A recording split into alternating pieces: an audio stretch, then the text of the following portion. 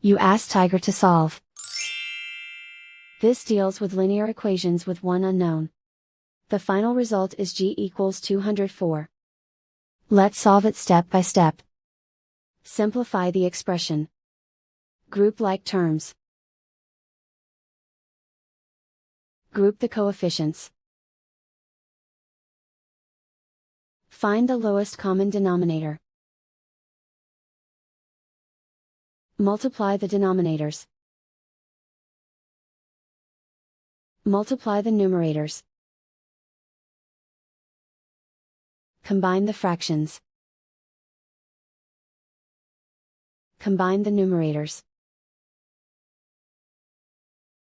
Group all constants on the right side of the equation. Subtract 34 from both sides. Simplify the arithmetic.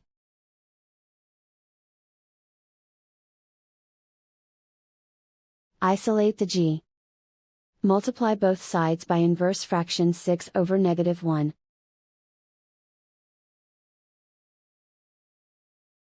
Group like terms.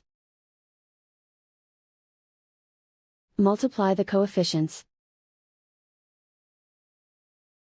Simplify the arithmetic.